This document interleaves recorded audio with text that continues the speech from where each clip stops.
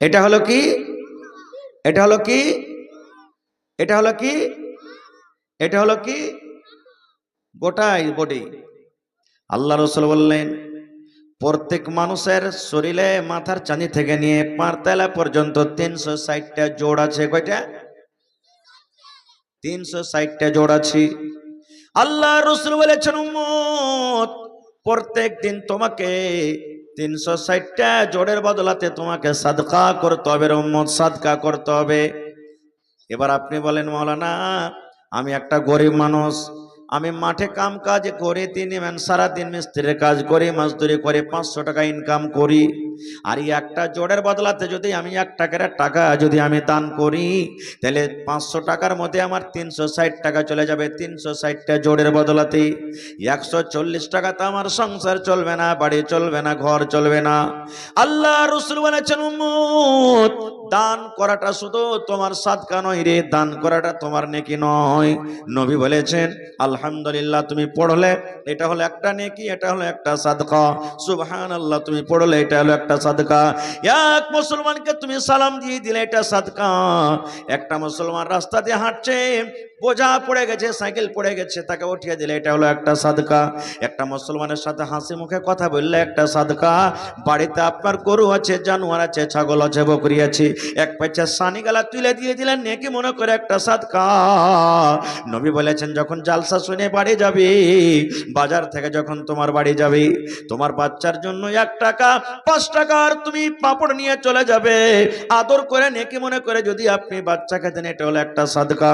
দয়ার রাসূল বলেছেন, আপনি বাড়িতে চলে গেলেন, নেকি যদি লওয়ার মন আছে, পকেটে টাকা নাই, ভালোবাসা বিবিকে আপনি 5টা টাকার বিস্কুট কিনে দিতে পারবেন না, গরিব মানুষ। আল্লাহ রাসূল বলেছেন, উম্মত রে তুমি গিলাসটা হাতে নাও আর তুমি কলের কাছে চলে যাও, তুমি কলে পানি বোঝ করো, আর বোঝ করার পর ভালো মনে যদি বিবিকে বলো, বিবি রে এই আব্দুল্লাহর মা, এ খালেদার মা, জায়েদার মা, শুন এই পানিটা তোকে তোর জন্য আমি এনেছি, পানিটা পান কর। আল্লাহ রাসূল বলেছেন, বিবিকে পানি পান করাটা হলো সাদকা। এই করতে করতে নবী বলেছেন, তোমার বিবির সাথে তুমি যদি মিলন করো, তোমার বিবির সাথে যখন তুমি সহবাস করো, এটাও হলো একটা সাদকা।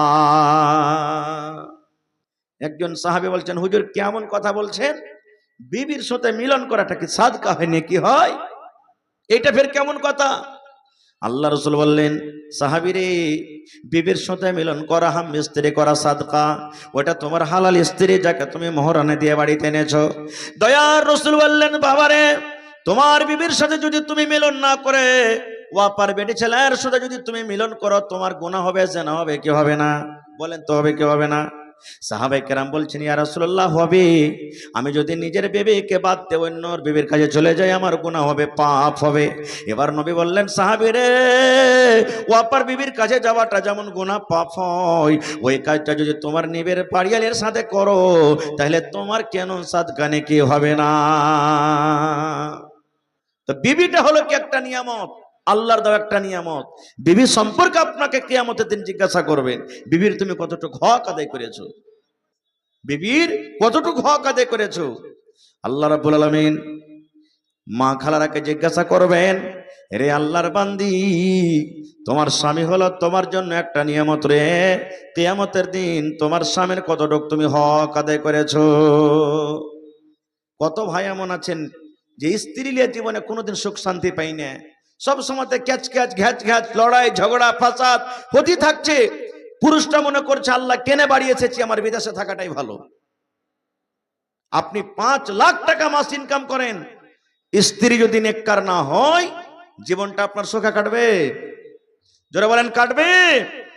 নূহ নবী একজন নবী, 1000 বছর পর্যন্ত দুনিয়াতে বেঁচেছেন, নিজের বিবিকে নিয়ে জীবনে কোনোদিন সুখ পাইনি, কোনোদিন সুখ পাইনি।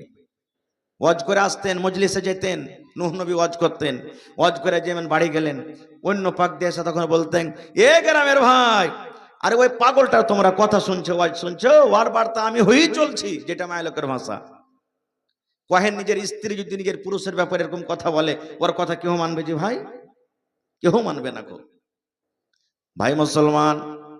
আল্লাহ নবীর জামানাতে একটা বাপ নিজের বেটির বিয়া দিবে, বেটি বলছে আব্বাজি আমি বিয়া করব না, আমি বিয়াতে রাজি নাই। বেটি ঝেড়ে দিচ্ছে আমি বিয়া করব না, আমি এখন বিয়া করব না। বাপ নবীর দরবারে চলে গেলেন, নবী গো আমি বেটির বিয়া দিবা মনে করেছি, কিন্তু আমার বেটি রাজি নাই, আপনি একটু বুঝান তাকে। আল্লাহ রসুল বললেন তোমার বেটিটাকে আমার কাছে নিয়ে এসো। বেটিকে সাথে করে নবীর দরবারে চলে গেলেন। আল্লাহ রসুল বললেন হেরে আল্লাহর বান্দি এটা তোমার কে? বলছে ইয়া রাসূলুল্লাহ এটা আমার আব্বা। বলছে তোমার আব্বা তোমার বিয়ে দিবের কথা বলছে নাকি? বলছে জি।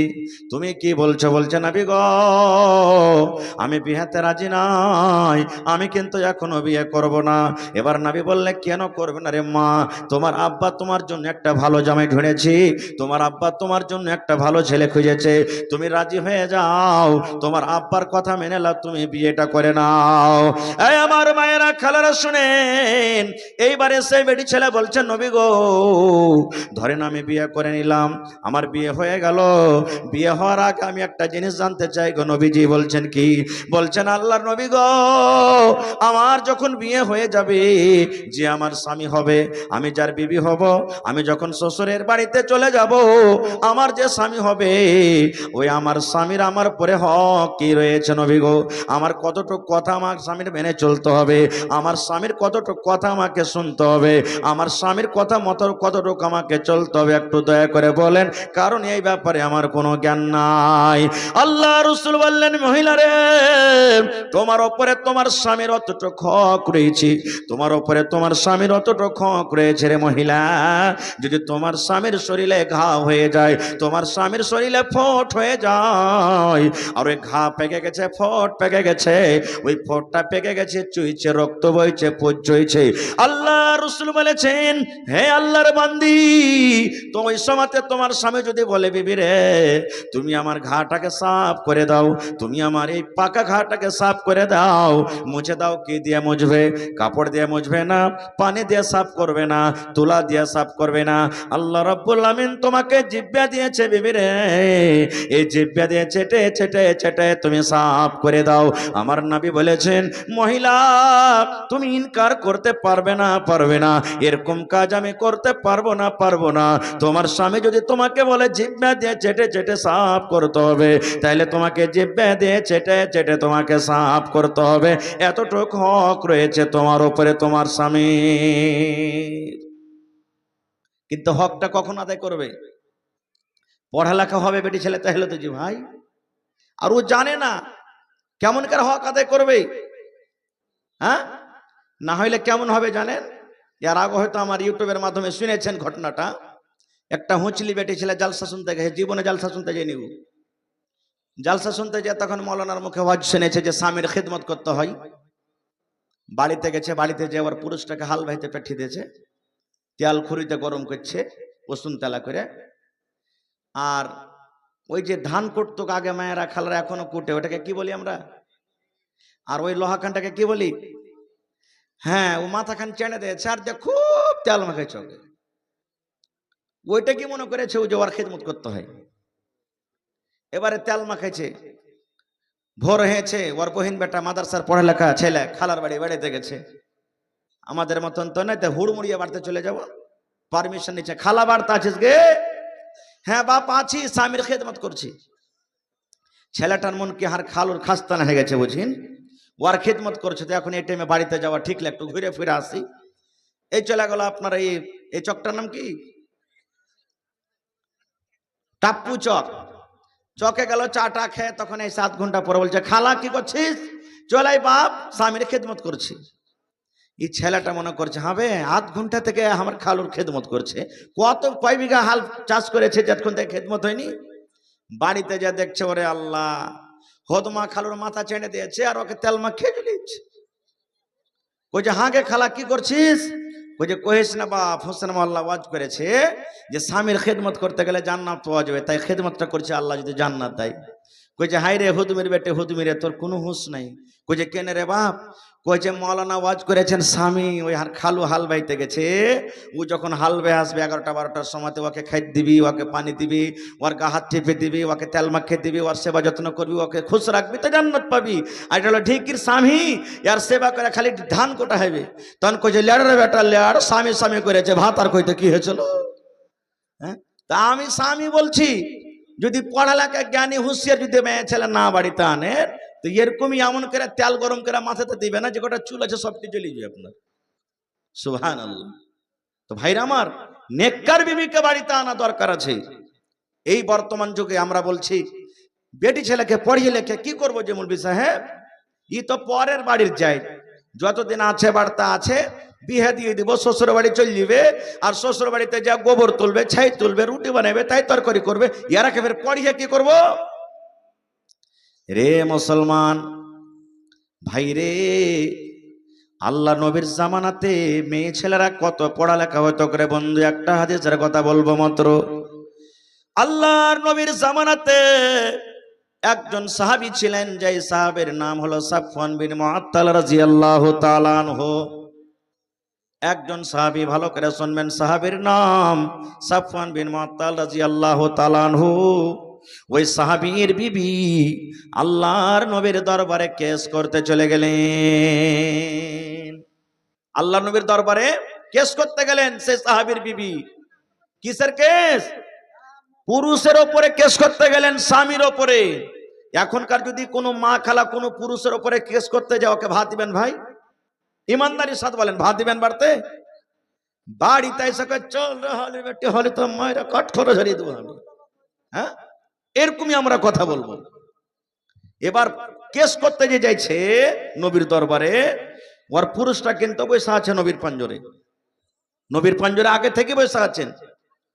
আপনি বলেন তো, এক তো পুরুষের শিকায়ত করা, ও ভি তার সামনে, এর মানে বুঝতে হবে কত সাহস নাকি। এবারে সালাম দিলেন, আসসালামু আলাইকুম ওয়া রাহমাতুল্লাহ। নবীজি বললেন, কি ব্যাপার, কে তুমি? এবার মহিলা বলছেন, আল্লাহর নবী গো, সাফওয়ান বিন মুআত্তাল আমার স্বামী। নিজের পরিচয় দিয়ে বলছেন, এই যে আপনার পাঞ্জরে বসা আছেন, এই যে আপনার পাঞ্জরে বসা আছেন সাফওয়ান বিন মুআত্তাল, এটা আমার স্বামী। আমি আমার স্বামীর ওপরে 3খানা কেস করতে এসেছি নবী গো, 3খানা শিকায়ত নিয়ে এসেছি। কয়টা? জোরে বলেন। 1 নম্বরে নবী গো, আমি যখন নামাজ পড়ি, আমার স্বামী নামাজের হালাতে আমাকে মারে আর বলে, বিবি রে তুই নামাজ ছেড়ে দে।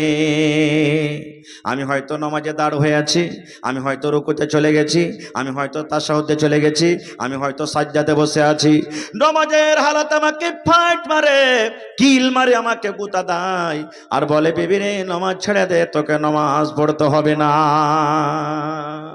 নামাজ পড়ি তখন আমাকে মারে।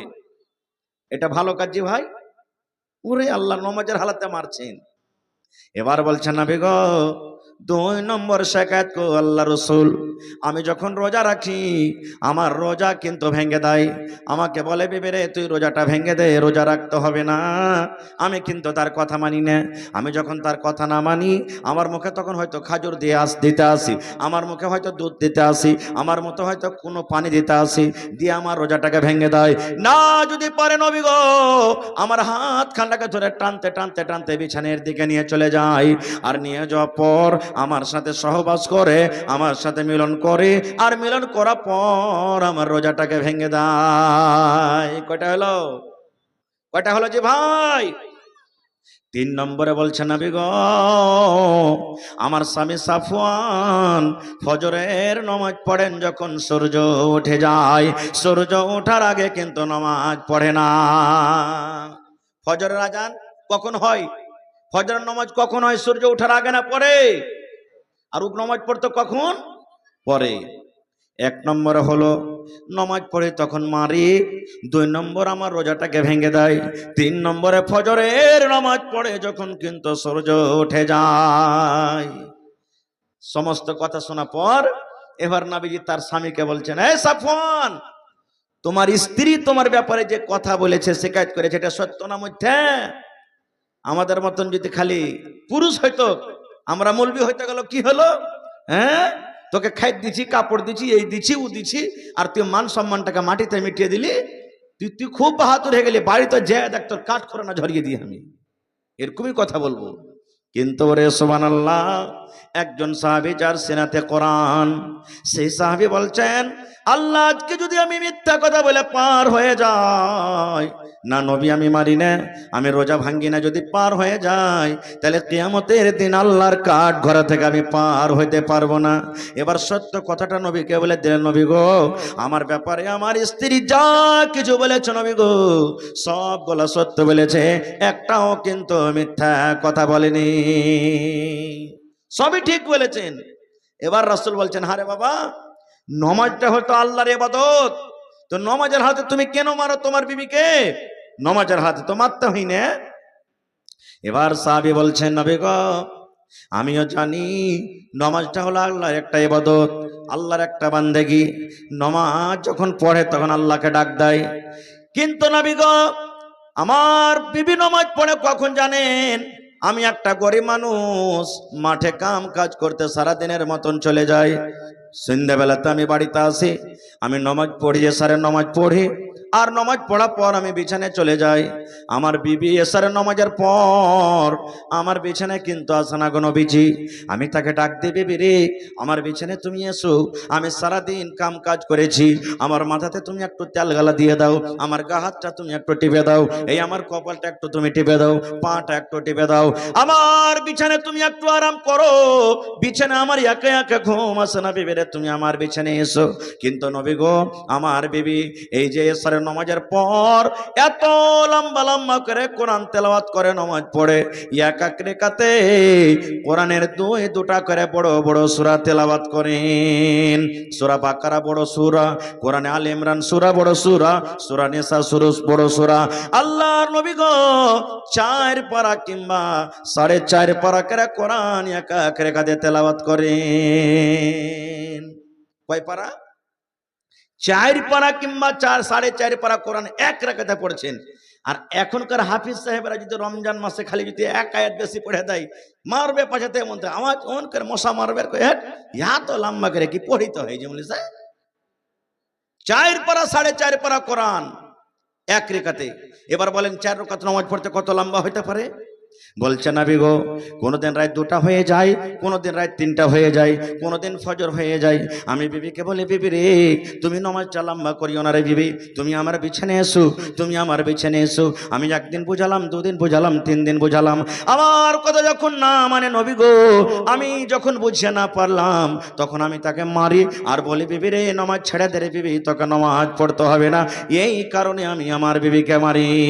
দয়ার নবী এলান করে দিলেন, রে আল্লাহর বান্দি, হে মহিলার দল তোমরা শোনো, যখন তোমার স্বামীরা বাড়িতে থাকবে, তোমার স্বামীরা যখন বাড়িতে থাকবে তখন লম্বা লম্বা করে কেরাত তোমাদেরকে করে নামাজ পড়তে হবে না, বড় বড় সূরা তোমাদেরকে পড়তে হবে না, ছোট ছোট সূরা পড়ে তুমি তাড়াতাড়ি করে নামাজ শেষ করো আর তোমার স্বামীর বাড়িতে তুমি চলে যাও, তোমার স্বামীর বিছানাতে তুমি চলে যাও, তোমার স্বামীর কাছে তুমি চলে যাও। কারণ নবী বলেছেন, মহিলা তোমার উপরে তোমার স্বামীর অতটুক হক, তোমার স্বামী স্কুল চলে গেছে, মাদ্রাসা চলে গেছে, তোমার স্বামী বাজারে চলে গেছে, কামে চলে গেছে, আর তোমার স্বামী বাড়িতে চলে এসেছে। বাড়িতে আসার পর এমন টাইমে তোমাকে দেখে তুমি ভাত রান্না করো, এমন টাইমে তোমাকে দেখে তুমি তরকারি রান্না করো, এমন টাইমে তোমাকে দেখে বাড়িতে এসে তুমি রুটি বানাও, আর তোমার রুটি হয়ে গেছে, রুটি তোমার সেঁকা হয়ে গেছে, রুটিতে হাত বাড়িয়ে দিয়েছো তুমি তুলবে, এরকম টাইমে তোমার বিবি যদি তোমার স্বামী বলে, এ আব্দুল্লাহর মা, এ হালেমার মা, জাহিদার মা রে, তাড়াতাড়ি করে আমার পাঞ্জরে আয়, আমার দিকে আয়, বিছানায় চল, ঘরে আয়। নবী বলেছেন, মহিলা রে তুমি এই কথা তোমার স্বামীকে বলতে পারবে না, স্বামী গো এই রুটিটা উঠিয়ে নি, না হলে পুড়ে যাবে, জ্বলে যাবে, ছাই হয়ে যাবে, আমি একটুখানি দাঁড়ান আমি আসছি। আল্লাহ রাসূল বলেছেন, তোমার উপরে তোমার স্বামীর অতটুকু করেছে, তোমার রুটি জ্বলে যায়, তোমার রুটি পুড়ে যায়, তোমার তরকারি পুড়ে যায়, তোমার ভাত পুড়ে যায়, তুমি তাড়াতাড়ি করে তোমার স্বামীর বিছানাতে তুমি চলে যাও। নারে তাকবীর। যদি কোনো মহিলা নিজের স্বামীর যদি হক না আদায় করে, এটা হলো একটা ওর জন্য বড় নিয়ামত। আল্লাহ তাবারাক ওয়া তাআলা কিয়ামতের দিন জিজ্ঞাসা করবেন। 2টা আরো থাকলো, এদিকে আমি যাব না। বলার উদ্দেশ্য, সেই জামানার মহিলারা কত কোরআন জানতেন। দেখেন যে এক এক রেখাতে 4 পারা করে যে মহিলা কোরআন তেলাওয়াত করে, তাহলে বুঝেন তো তার কত কোরআন মুখস্থ ছিল, কত কোরআন মুখস্থ ছিল। আর আজকে আমাদের বেটিরকে কোরআন কতখানি মুখস্থ আছে জানেন? 12-13 বছরকার বয়সে বিয়ে, দেখতে এসছে কতখানি পড়ালেখা করেছে জি, পট করে মা বলবে, আর কইও না ভাই, সিফারা পড়ে খালি কোরআনে পা দিয়েছ, তোমরা দেখতে চলে এসছো। এই দেখেন, এই তো আমাদের পড়া। আমি ধন্যবাদ জানাই আমার ভাই শাহনওয়াজ আলমকে, যে আপনাদেরকে নিয়ে এখানে একটা বানাত মাদ্রাসার আয়োজন করেছেন, খুলেছেন। 7 দিন ভাই, তার আপনার সুখী জীবন হবে, ছেলে পিলা সুখী হবে, জামাই ভাবে ভালো পাবেন, আগে আপনার বাড়ি সুখে শান্তিতে থাকবে। নিয়ামত কি জিনিস জানেন? একটা ঘটনা শোনাই। 80 বছরের এক বুড়া, শ্বাস নিতে পারে না, হঠাৎ অসুস্থ, শরীর খারাপ, নিয়ে চলে গেলেন হসপিটালে। আইসিইউ তো ভর্তি করলেন, আইসিইউ বুঝেন তো আপনারা, ইমার্জেন্সি পেশেন্ট। ভর্তি করলেন, সন্ধ্যা 6টাতে ভরলেন, সকাল 6টাতে বাহির করে দিলেন। 12 ঘন্টাতে 15,000 বিল। 12 ঘন্টাতে কত বিল হলো? ডাক্তার সাহেব বলছেন, বাবাজি আপনার বিল 15,000 টাকা হয়ে গেল। ভাউচার যেমনই দেখাচ্ছে, ওই বুড়ার চোখ দিয়ে ঝরঝর ঝরঝর ঝরঝর করে পানি ঝরতে শুরু হয়েছে। এমন চোখ দিয়ে পানি ঝরছে, পানি ঝরে ঝরে সমস্ত দাঁড়ে কিন্তু তার ভিজে গেছে। ডাক্তার বলছেন, বাবারে মনে হয় আপনার টাকা নাই, গরিব মানুষ, 15,000 ভারী হয়ে গেছে, দিতে পারবে না। এবার ডাক্তার বলছেন, 5,000 মাফ করে দিলাম। বাঁচলো কত? জোরে বলেন। 10,000। 10,000 টাকা আপনি দিয়ে দেন। তাও বুড়া কোনো কথা বলে না, শুধু কান্দে চলে যায়। চোখ দিয়ে তার ঝরঝর ঝরঝর ঝরঝর করে পানি ঝরে, কিন্তু কিছু কথা বলে না। এইবারে ডাক্তার মনে করলেন 10,000 টাকা মনে হয় ভারী হয়ে গেল, দিতে পারবে না। এবার বলছেন, ডাক্তার এই আল্লাহর বান্দা, আমি 10,000-এ আরো 5,000 তোমার মাফ করে দিলাম। বাঁচলো কত? এবার কিন্তু তার চোখের পানি বন্ধ হয় না, এখনো কিন্তু কানতে আছে, কানতে আছি। ডাক্তার ভাবা চিন্তা করে বলছেন, আরে ই তো খাটতে পারবে না, বুড়া মানুষ, এর তো পয়সা নেই, টাকা পকেটে নাই, কে টাকা দেবে? বলছেন, বাপজি তুমি বাড়িতে চলে যাও, তোমাকে টাকা লাগবে না, আমি তোমার ফ্রিতে এলাজ করে দিলাম, তুমি আমার জন্য শুধু দোয়া করবে। বাড়িতে যাও, বাড়িতে যাও, তোমাকে টাকা লাগবে না।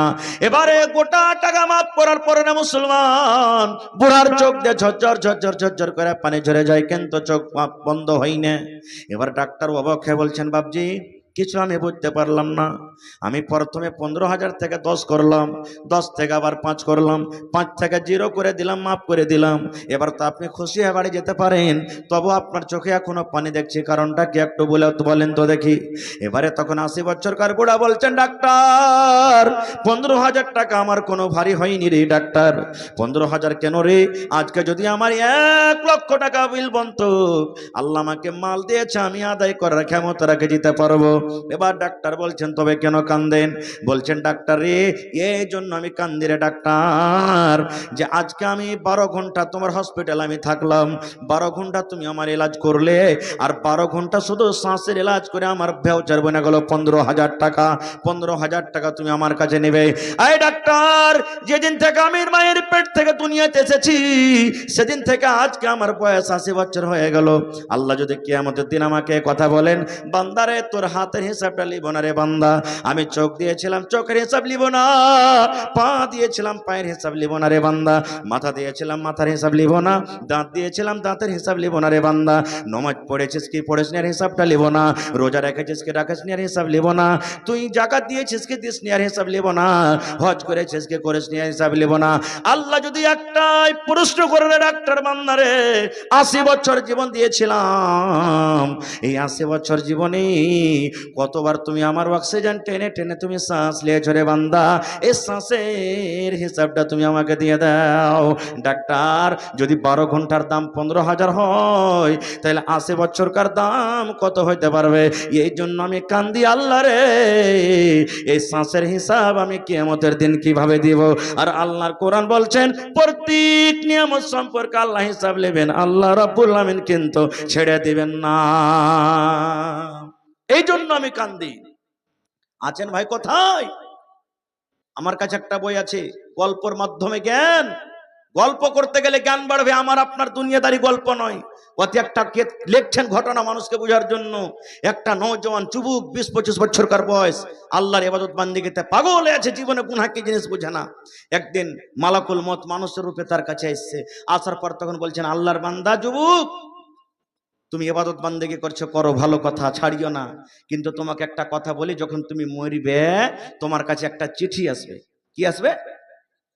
জোরে বলেন, কি আসবে? চিঠি।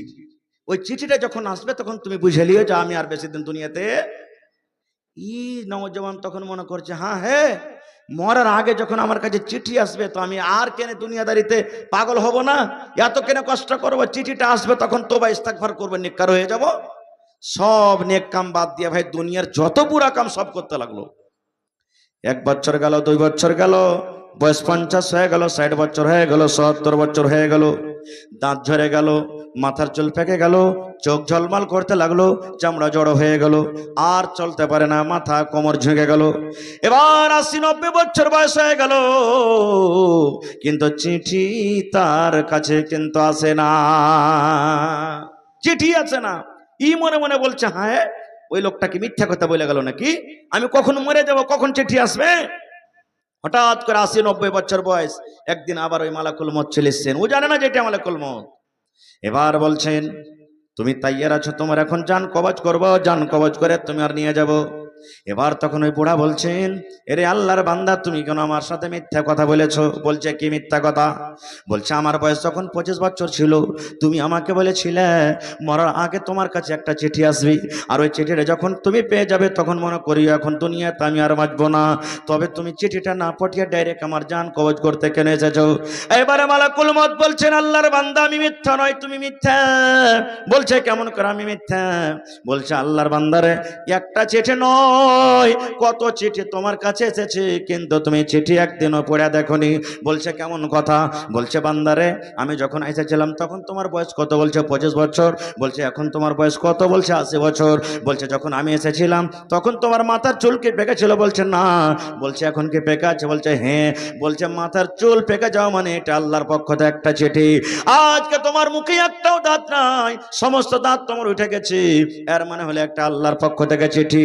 যখন তোমার কাছে আমি এসেছিলাম তুমি হাট্টা কাট্টা জোয়ান ছিলে, এখন দেখো তোমার কোমর টেঁড়া হয়ে গেছে, তুমি সোজা হইতে পারো না, এটা আল্লাহ রাব্বুল আলামিনের পক্ষ থেকে একটা চিঠি। যখন তোমার কাছে আমি এসেছিলাম তুমি দৌড়াইতে পারছিলে, এখন তুমি দৌড়াইতে পারবে না, এটা আল্লাহ রাব্বুল আলামিনের পক্ষ থেকে একটা চিঠি। দুনিয়ার শক্তি তোমার শেষ হয়েছে, এটা আল্লাহ রাব্বুল আলামিনের পক্ষ থেকে একটা চিঠি। এত চিঠি আসা পর তুমি বলছো একটা চিঠি আসেনি, তোমার কথা শোনা হবে না, হবে না। ওই পাপের অবস্থাতে তার কিন্তু জান কবজ করে নিয়ে চলে গেলেন। নারে তাকবীর! হয়নি, হবে না, হতে পারে না, আমার নবীর সাথে কারো তুলনা। হয়নি, হবে না, হতে পারে না, আমার নবীর সাথে কারো তুলনা। হায়রে তুলনা তো দূরের কথা, ছায়াও মিলে না। হয়নি, হবে না, হতে পারে না, আমার নবীর সাথে কারো তুলনা। ভাই মুসলমান, ইচ্ছা ছিল ওয়াজ শোনাবো আপনাদেরকে কিছু, তবে আল্লাহ তাবারাক ওয়া তাআলা আওলাদ দিয়েছেন একটা নিয়ামত। আওলাদ সম্পর্কে জিজ্ঞাসা করতে বলেন, তোমার বেটা বেটিকে তুমি পড়ালছো না পড়নি? ভাই আমার, তাহলে বেটি ছেলের মাদ্রাসা দরকার আছে। একটা বেটাকে পড়াইবেন তো একটাই লোককে আপনি পড়াইলেন, আর একটা বেটি ছেলেকে যদি পড়ান একটা পরিবারকে আপনি পড়িয়ে দিলেন। না হলে 10-15 বছর আগে আমার মা খালারা যখন পেশাব করতে ছেলে পেলাগালাকে উঠতো, তখন কি কইতো জানেন? আগিনা তেরাইতে উঠতো, আর ওইটা কইতো, রে মরার বেটা মরা, তুই বিছানে মুচ্ছিস, দোয়া পড় না। কি দোয়া কইতো জানেন? 1 বাত্তা, 2 বাত্তা, 3 বাত্তা, ঘর সত্তা বাহির মত্তা। এলে শিখাইতো না? বেটিরাকে না পড়াইবেন তো এরকমই হবে, এগুলি শিখাইবে। কিন্তু এখনকার জামানার বহিনারা এগুলা শিখাই না। কেন? ওরা জানছে নবীর হাদিস, পেশাব পায়খানা করতে যখন বসবে তখন এই দোয়াটা পড়বে, বিসমিল্লাহি আল্লাহুম্মা ইন্নী আউযু বিকা মিনাল খুবুসি ওয়াল খাবাইস। ভাই আমার, তাহলে সেই মাদ্রাসার সরকার হলেন আপনারা। মাদ্রাসাতে সরকারি কোনো টাকা আসে না, সরকারি কোনো সহযোগিতা আসে না, মাদ্রাসার সরকার হলেন আপনারা। আপনাদেরকে মাদ্রাসা চালাইতে হবে, আপনার কি বেটি পড়বে। আল্লাহুস সামাদ খুলেছে, সাবাস দেন, তাকে দোয়া দেন, সময় দেন। টাকা দিতে না পারবেন, বুদ্ধি দেন, ভালো বিচার দেন। ভাই আমার, দেখি আজকে বেটির জন্য কার বেটির পরে দয়া ময়া আছে। আল্লাহ রাসূলের জামানাতে মক্কার লোকেরা নিজের বেটিকে জমিনে দফন করত, জমিনে পুঁতে দিত। আর আল্লাহ রাসূল এলান করলেন, হে দুনিয়ার মানুষ, বেটিকে তোমরা মারিও না, কারণ ওই বেটিওয়ালা আর আমি নবী জান্নাতে পড়োশি হব। কেমন? যেমন দুটা লোক পাঞ্জরে পাঞ্জরে আছে, আমি নবী আর ওই বেটির বাবা জান্নাতে পড়োশি হয়ে থাকবো। সুবহানাল্লাহ! এত বড় নবী এলান করে দিলেন, মার্তাবা বুদ্ধি দিলেন। তো সেই বেটির প্রতি মহব্বত ময়া কার আছে দেখি। একটা লোক এই মাদ্রাসার জন্য 1 কাঠা জমিন দান করতে পারবেন? 1 ডিসমিল জমিন দান করতে পারবেন? বানাতের যেখানে মাদ্রাসা খোলা হয়েছে আঞ্জর পাঞ্জর থাকলে দান করে দেন। না আছে কোনো মাঠে ময়দানে কোনো জায়গাতে আছে, বিক্রি করেন। যা টাকা হবে মৌলানা আমি 1 কাঠা জমিন মাদ্রাসাতে আমি দিয়ে দিলাম, 1 ডিসমিল দিয়ে দিলাম, যা টাকা হবে বিক্রি করে লাগিয়ে দেব। একটা লোক দেখি 1000 ইটের দাম দিতে পারবেন বা 1000 ইট দিবেন? দেখি কোন আল্লাহর বান্দা আছেন 1 গাড়ি বালু দিবেন, কেউ 1 গাড়ি গিট্টি দিয়ে দিবেন, কেউ 1 কুইন্টাল রড দিয়ে দিবেন, 10 বড়া 15 বড়া 5 বড়া করে সিমেন্ট দিবেন। এবং দেখি কোন আল্লাহর বান্দা আছেন 30 পারা কোরআন, কোরআনের দাম আল্লাহ ছাড়া কেউ দিতে পারবে না। একটা জের জাবারও দেওয়ার মানুষের ক্ষমতা নাই, তবে তার মান সম্মান রেখে 30টা লোককে আমি দেখবো 1000 2000 5000 1000 2000 5000 করে আমার হাতে কে বিসমিল্লাহ করবেন দেখি।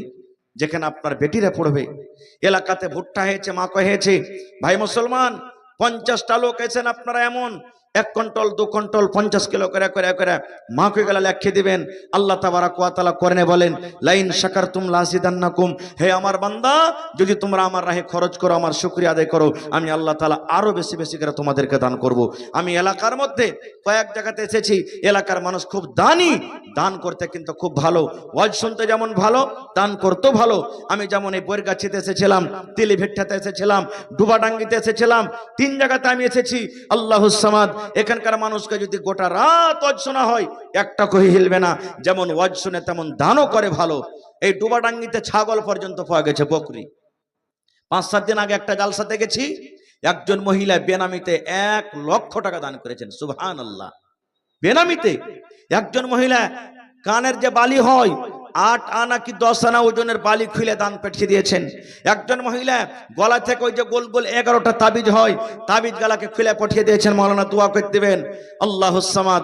এই মতো একজন আমার ভাই এসে কাঁদছেন, চোখে পানি ঝরছেন, বলছেন মাওলানা আমি আমার আব্বাজানের জন্য 2 কাঠা জমিনও দান করে দিলাম। ছাগল পাইলাম, একটা লোককে বললাম গরু কেউ দান করবে না জি, একটা লোক এসে বলছেন মাওলানা আমি একটা ভোরবেলাতে গরুও দিয়ে দেবো, লিখলেন আমার নামে। সুবহানাল্লাহ, এরকম দুনিয়াতে আল্লাহর বান্দা আর বান্দি আছেন। আমি কমিটির লোককে বলবো মা খালারকে পিন্ডালে চাদর দিয়ে দেন, আপনারা চাদর পাঠান মা খালারকে পিন্ডালে, মহিলা পিন্ডালে। আমার বোনেরাকে বলবো আপনারা মন খুলে খুলে চাদরে দান দিবেন, টাকা দিবেন, গহনা দিবেন, কানের দিবেন, লাখের দিবেন, আংটি দিবেন, হার দিবেন, কাঁসার বর্তন, থালি, গিলাস, পেয়ালা, বাটি, কাঁথা, গাদলা সব আল্লাহর রাহে খরচ হয়। এবং আজকে দেখি এই এলাকার মানুষ একটাই বানাত মাদ্রাসার জন্য, বেডিছেলের মাদ্রাসার জন্য ছাগল বকরি দিতে পারে কি পারে না। 1 কাঠার জমিনের আমি আবদার রাখলাম, তো আসেন তো দেখি 10,000 টাকার কি একটা কলম হবেন, 5,000 টাকার একটা কলম কি হবেন, এবং 30 পারা কোরআন সর্বপ্রথম বিসমিল্লাহকে করবেন 1000 2000 3000 1000 2000 3000। আসেন তো ভাই চট চট চট চট করে, আমার হাতে মাত্র আধ ঘন্টা টাইম আছে, আধ ঘন্টার মধ্যে আল্লাহর ওয়াস্তে আপনারা মেহেরবানি করে এই মেয়েদের মাদ্রাসা বানাত মাদ্রাসা, আপনাদের মেয়েরা পড়বে, আপনার ভাতিজি পড়বে, পুতিন নাতিনেরা পড়বে, এই মাদ্রাসার জন্য দেখে 30টা কে এমন আল্লাহর বান্দা আছেন 1000 2000 টাকা করে দান করতে পারবেন। আসেন তো দেখি ভাই একটু আল্লাহর রাস্তে। টাকা পকেটে না আছে, মোবাইলে আছে, অনলাইনের ব্যবস্থা আছে, এখানে আপনারা অনলাইন ব্যবস্থা দিতে পারেন, তাও অনলাইনের ব্যবস্থা আছে, অনলাইন দিতে পারেন। যদি অনলাইনও না থাকে মাকে গালা লেখান, ধান গালা লেখান, রমজান পর মাকে হবে তখন আপনি দিয়ে দিবেন। কারণ বেটি ছেলের মাদ্রাসা একটা খুব কঠিন জায়গা। বেটা ছেলের মাদ্রাসা হলো যেমন তেমন করে রেখে দিলাম জি না, বেটি ছেলের মাদ্রাসাতে ঘরের দরকার এবং বাউন্ডারির দরকার। আর বাউন্ডারি করতে গেলে ইট লাগবে, গিট্টি লাগবে, পাথর লাগবে, লোহা লাগবে, সিমেন্ট লাগবে, সব জিনিস লাগবে, আপনারা জানছেন ভাই। এই জন্য এটা হলো একটা গোলাপ ফুল, বানাত হলো একটা গোলাপ ফুল। গোলাপ ফুল যেমন ভালো করে হেফাজত করতে হয়, বানাত মাদ্রাসার তেমন হেফাজত করতে হবে। আর হেফাজত করবেন কি আপনারা, আপনারাকে দিতে হবে। তো একটু উঠেন তো ভাই, বিসমিল্লাহ করেন আমার হাতে। সর্বপ্রথম কে